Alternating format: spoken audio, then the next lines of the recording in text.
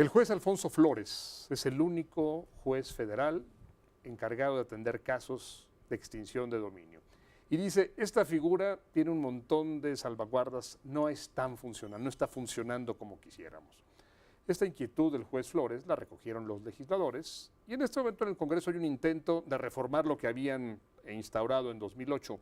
¿Qué nos puede decir de esta reforma del fiscal? Es correcto, Gerardo. La reforma o la ley de extinción de dominio nace con muchas condiciones, con una serie de confusiones, incluso conceptuales, pero creo que fue un gran primer paso. Ahora tenemos que buscar depurarla.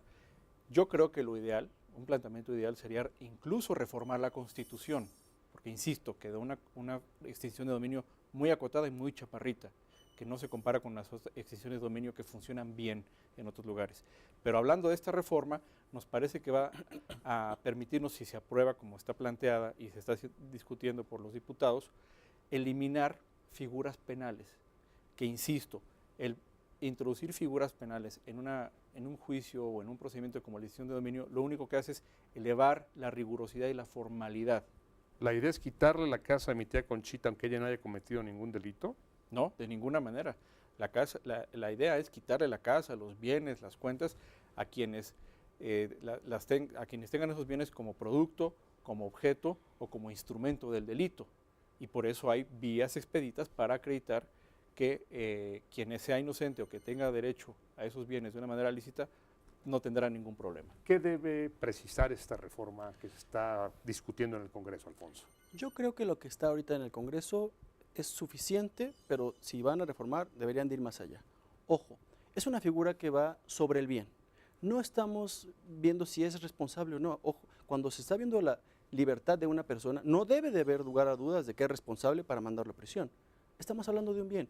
Caso concreto, por ejemplo, camioneta Suburban, está con 5 personas armadas. Y todos ellos, pues lo único delito por los cuales son condenados es por portación.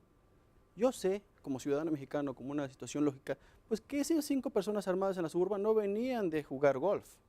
Entonces, ojo, estamos juzgando bienes, estamos relacionando con bienes, con patrimonio, que no se preocupen tanto porque no tiene que ver con si va a prisión o no, son bienes. Al final de cuentas, sí, claro, la propiedad está muy protegida por la Constitución, pero la propiedad lícita, no la propiedad ilícita. ¿Qué le decimos al legislador? Son bienes, únicamente no son personas lo que estamos juzgando, vamos sobre los bienes que tiene la delincuencia y que son las herramientas que utiliza para organizarse. Si la figura es tan atractiva, ¿por qué hay tan pocos casos en el país de esto, Jorge? En primer lugar, porque quedaron muchos candados en la ley. Uno muy importante es de que si no se acredita, al cabo del tramo del juicio penal, no se acredita que hubo un delito, se tiene que devolver el bien. Y esto es inusitado hablando de extinción de dominio.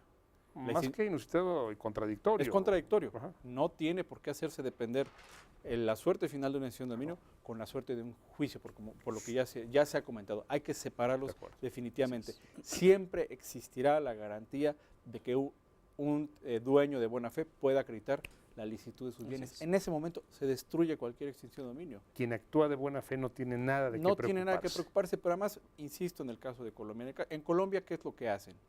Si bien tienen el proceso penal y el proceso de extinción de dominio y pueden marchar de manera paralela, en la mayoría de las ocasiones lo que hacen es sincronizarlos. Es decir, hacen el operativo de detención y en ese momento activan la extinción de dominio.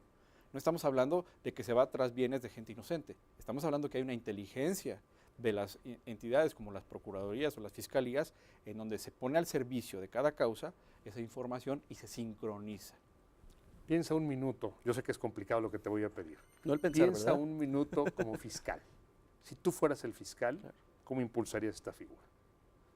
¿Qué harías y qué no harías frente al juez? No necesitaría pensarlo, necesitaría poner en práctica la figura. Y verme, de hecho, que voy a litigar contra alguien, contra un abogado que va a defender bienes y que ese abogado, sus honorarios, por lo general, van a depender de los bienes que recupere. Entonces, voy a pelearme, pero respecto de bienes. De bienes. Así como hay un juez especializado en el ámbito de extinción de dominio, ¿debería haber agentes del Ministerio Público especializados? Por supuesto que debe especializarse la prioridad. Y debería de hacerlo desde antes de entrada en vigor la ley, al día de hoy, como existe incluso en el DF, lo ¿Por qué están no haciendo. impulsamos esto?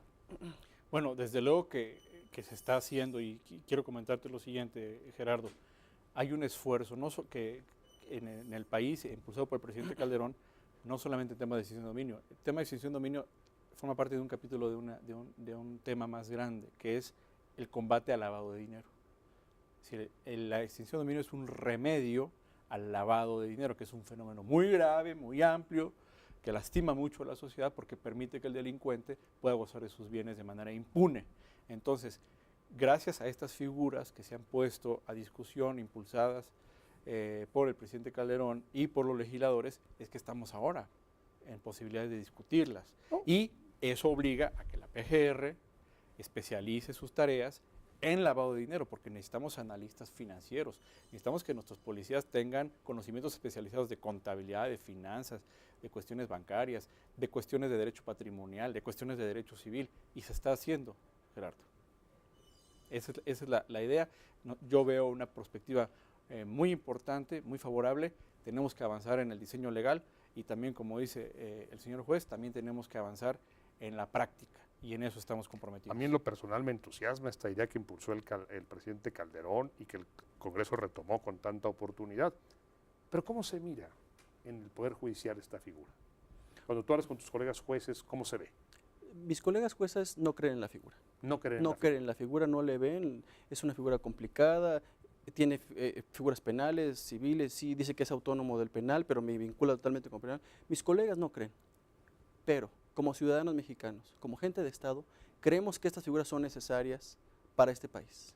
O sea, eso que subyace entre nosotros, que creemos en esta figura, puede marcar la pauta en un juzgador, en lo que sí cree que efectivamente, como les digo, ok, vemos una Suburban con 5 delincuentes, pues claro que era para fines delictivos, es obvio, ¿no? Hay que quitar la Suburban y Hay que las quitar, armas. legislador, dame los elementos para que el señor fiscal pueda obtener ese bien en favor del Estado. Y ojo, una ventaja de la acción de dominio que no hemos tocado, apoyo a víctimas. Los fondos que se recuperen en este tipo de figuras se va a fondo a víctimas, que realmente la víctima ha sido abandonada por mucho tiempo. Y aquí está, aquí se puede ir. Está el abandono, está el decomiso, pero bueno, esta figura de extensión tiene tantas ventajas. Es un proceso expedito.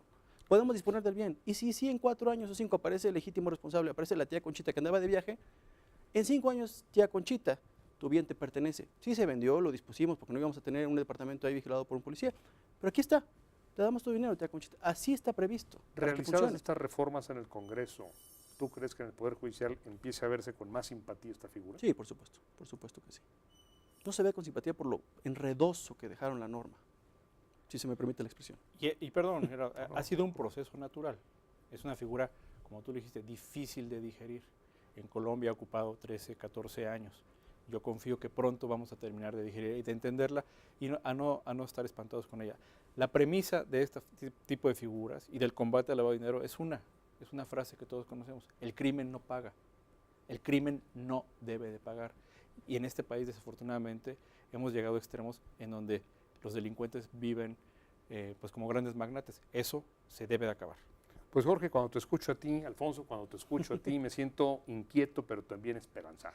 Qué bien que estas figuras estén tomando forma, qué bien que empiecen a tomar cuerpo y qué bien que pronto empiecen a sentirse para beneficio de todos los mexicanos. Alfonso, muchas gracias por habernos acompañado. Jorge, ha sido un privilegio tenerte con nosotros. Y tener al juez y al fiscal no es algo de todos los días. Muchas gracias, Jorge. Muchas gracias. Al contrario, muchas gracias. Gracias, muchas gracias, Gerardo. señor. Y a ustedes, buenas noches.